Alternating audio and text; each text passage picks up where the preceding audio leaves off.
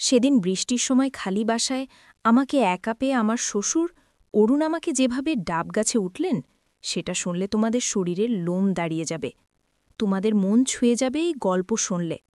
তাই গল্পটি শোনার আগে অবশ্যই তোমরা হাতের কাছে টিস্যু পেপার অথবা কাপড় নিয়ে রাখবে।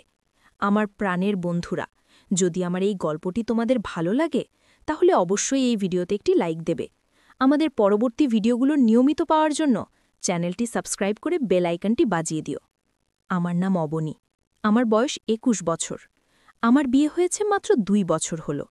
আমার স্বামী আকাশ চাকরি করে, সে ঢাকায় থাকে। বাড়িতে আমি আর আমার শ্বশুর অরুণ থাকি। আমার বিয়ের আগেই আমার শাশুড়ি মারা গেছেন। সেদিন বিকেলবেলায় খুব জোরে বৃষ্টি এলো, বাইরে প্রচুর বৃষ্টি হচ্ছে।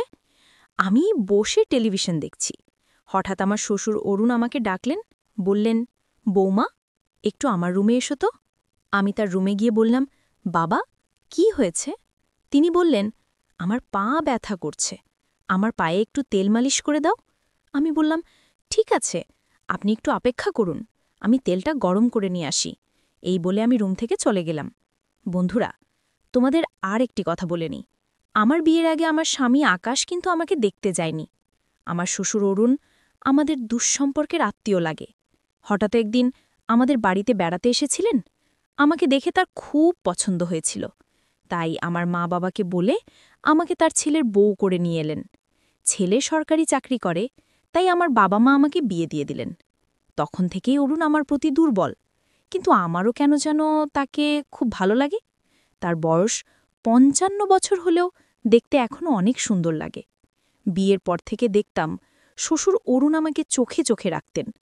আমি মনে মনে ভাবতাম তার মেয়ে নেই, তাই উনি হয়তো আমাকে নিজের মেয়ের মতো করে খুব আদর স্নেহ করেন।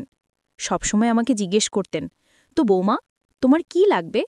যখন যেটা লাগবে অবশ্যই আমাকে বলবে, কোনো লজ্জা করবে না। অরুণ আমার কাজের প্রশংসা করতেন। আমি যেটা রান্না করতাম সেটাই তার কাছে ভালো লাগত। আমাকে বলতেন, বৌমা, তোমার রান্না খুব সুস্বাদু, ঠিক তোমার মতো। তুমি দেখতে যেমন সুন্দর, তেমনি তোমার রান্নাও অনেক সুন্দর। আর শ্বশুরের মুখে প্রশংসা শুনতে আমার খুব ভালো লাগত। আমি আরও বেশি বেশি করে আমার শ্বশুরের সেবা যত্ন করতে লাগলাম। যাই হোক, এখন মূল গল্পে আসি। আমি তেল গরম করে শ্বশুরের রুমে নিয়ে আসলাম। তারপর তেল তার পায়ে ভালো করে লাগালাম। বিকেলটা ছিল কেমন জানি অন্যরকম। জানালার বাইরে টিপটিপ বৃষ্টি পড়ছে। বাড়িটা একেবারে নিস্তব্ধ। সবাই কোথায় যেন গেছে।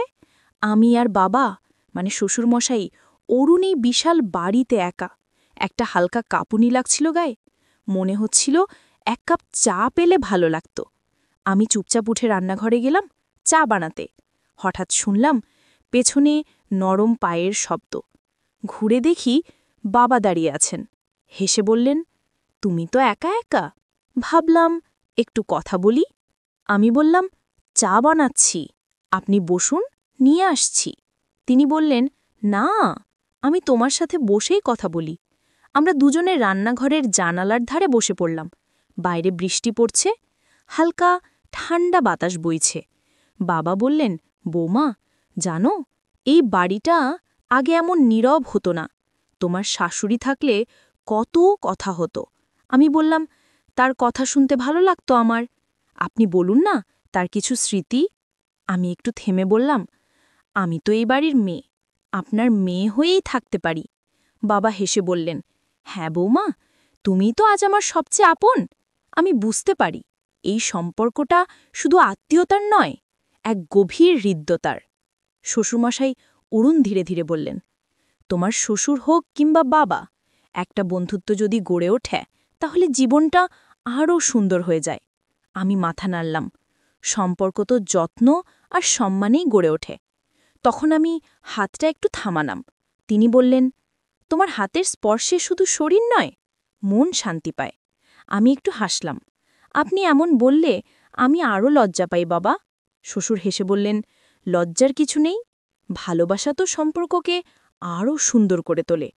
বৃষ্টির শব্দ তখন আরও গভীর হয়ে উঠেছে। ঘর জুড়ে এক শান্ত পরিবেশ। আমি ধীরে ধীরে উঠে দাঁড়ালাম। বললাম, আপনার পায়ে তেল মালিশ শেষ, এবার একটু গরম দুধ এনে দিই। তিনি হেসে বললেন, তুমি পাশে থাকলেই তো আমি সব ভুলে যাই বৌমা। আমি হেসে চলে গেলাম রান্নাঘরের দিকে। আমি রান্নাঘরে গিয়ে চুলায় দুধ বসালাম। জানালার কাছে বৃষ্টির ফোঁটা জমে আছে। মনটা কেমন জানি শান্ত, আবার একটু দুলে ওঠা। এক অদ্ভুত অনুভূতিও হচ্ছে। শ্বশুরমশাইয়ের মুখটা বারবার চোখে ভাসছে, স্নেহময়, প্রশান্ত। দুধ ফুটে এলে কাপ নিয়ে আমি আবার ঘরে এলাম। তিনি জানালার দিকে তাকিয়েছিলেন। ঘরের আলো ছায়ায় তার মুখটা যেন আরও কোমল লাগছিল। আমি দুধ এগিয়ে দিলে বললেন, তুমি এলেই যেন ঘরটা প্রাণ ফিরে পায়। মুচকি হেসে বললাম, আপনি তো এমন করে বলছেন যেন আমি নতুন কেউ। তিনি দুধে চুমুক দিতে দিতে বললেন, বৌমা, তুমি নতুন নয়, কিন্তু প্রতিদিন তোমার নতুন দিক দেখতে পাই। কথাটা শুনে আমি চুপ করে রইলাম কিছুক্ষণ। ঘরের বাতাস তখন কেমন ভারী হয়ে উঠেছে, বাইরে বৃষ্টির ভেতরে নীরবতা। তিনি হঠাৎ বললেন, জানো, বৃদ্ধ বয়সে অনেক কিছুই একা লাগে, তবে তুমি পাশে থাকলে সেই একাকিত্ব কমে যায়। এরপর আমরা দুজনের মাঝে হারিয়ে গেলাম আমাদের মিলনে, যেন স্বর্গীয় সুখ নেমে এলো।